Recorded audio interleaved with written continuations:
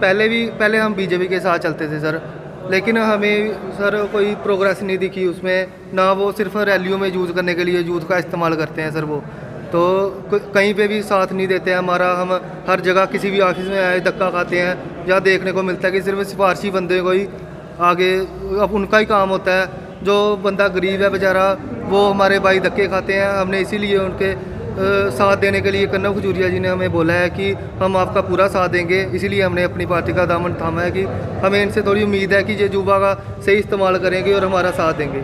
आज कितने युवाओं ने पार्टी में ज्वाइन किया सर? आज वैसे तो इधर सर 300-400 की उम्मीद थी, पर कई भाई हमारे आ नहीं पाए कुछ पर्सनल इश्यूज़ की वजह से, और कईयों के आज पेपर थे तो इसलिए आ नहीं पाए। फिर भी सर हमें ये 150-200 बंदे की उम्मीद थी, और ये आए हुए हैं हमारे भाई हमारा साथ देने के लिए, और उम्मीद है कि आगे और भी लोग हमारे साथ जुड़ेंगे। कन्नव जी बताएंगे जो आज का यह कार्यक्रम के लिए?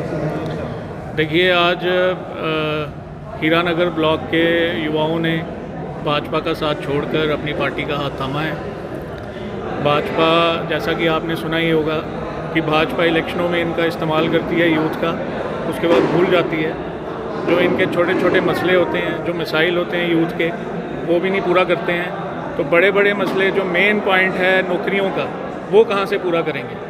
तो हम इनको ये आश्वासन देते हैं कि अपनी पार्टी आप लोगों का काम करेगी बहुत जल्द। जैसा कि 29 तारीख को मरीन ब्लॉक में भी काफ़ी युवाओं ने हमारा हाथ थामा है, और मरीन ब्लॉक में भी हम एक तहसील, जो अपना तहसील ऑफिस होता है, वो खोलेंगे, जिसमें जितने भी लोगों के मसले हैं, मिसाइल हैं तहसीलों में, वो ऑफिस में आएँ और अपने उनको सॉल्व करने की हम पूरी कोशिश करेंगे। सेम उसी तरीके से हम हीरानगर ब्लॉक में भी एक ऑफ़िस खोलेंगे, जो ब्लॉक ऑफिस होगा। उस ब्लॉक ऑफिस में लोग आएँ और अपना काम करें। और युवाओं को बहुत सारी मुश्किलों का सामना करना पड़ रहा है। देखिए जी, युवा, मुझे लगता है कि इस सरकार की नीतियों से अगर कोई सबसे ज़्यादा ठगा हुआ महसूस कर रहा है तो वो यहाँ के युवा हैं, जम्मू कश्मीर के। जम्मू कश्मीर का जो युवा है वो सरकारी नौकरियों पे ही ज़्यादा वो डिपेंड करता है, क्योंकि प्राइवेट सेक्टर्स तो यहाँ पे हैं नहीं। तो अब सरकारी नौकरियों की भर्ती भी नहीं हो रही है, तो उस चक्कर में युवा भी नशों की तरफ बढ़ रहा है। सरकार ने भी कोई इनके बारे में कुछ सोचा नहीं है। मसले तो हीरानगर में और भी बहुत ज़्यादा हैं, जैसे ज़मीनों के मसले हैं जो आपने सुना ही होगा।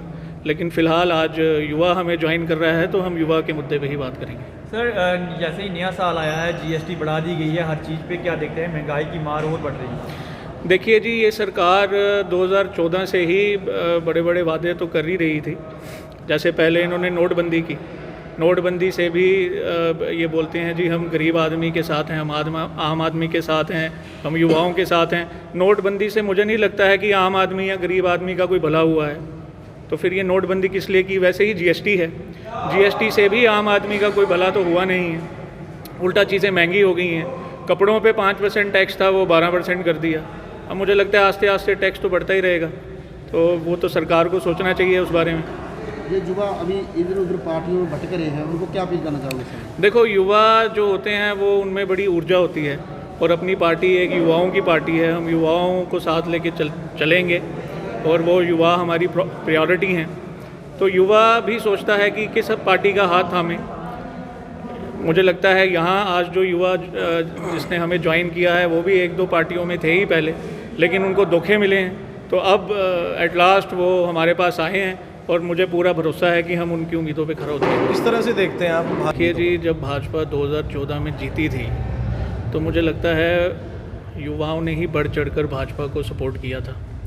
50-60%, 55% वोट पड़ते थे, बट 2014 से 70-80% वोट पड़े। तो वो वोट किसके पड़े? वो वोट इन युवाओं के पड़े, क्योंकि वादे बहुत किए थे। 2 करोड़ नौकरियों के वादे किए थे हर साल। उस हिसाब से 8 साल हो गए हैं, तो 16 करोड़ नौकरियां होनी चाहिए। तो कहाँ हैं वो नौकरियां?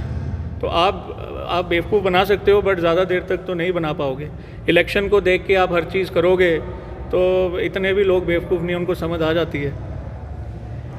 जम्मू कश्मीर अगर मैं बात करूं हीरानगर की, बॉर्डर एरिया की, या कंडी इलाके की, तो मैं ये चाहता हूं कि अब हम तो सरकार में है नहीं, लेकिन हम सरकार से ये चाहते हैं कि इनके लिए कोई स्पेशल रिक्रूटमेंट पॉलिसी या ड्राइव शुरू की जाए, ताकि यहाँ के युवाओं को भी रोज़गार का मौका मिले। जितनी भी बेल्ट फोर्सेस हैं, CRPF है, BSF है, पुलिस है, ITBP है, उनमें इनको एक रिक्रूटमेंट ड्राइव यहाँ पे रखवानी चाहिए सरकार को।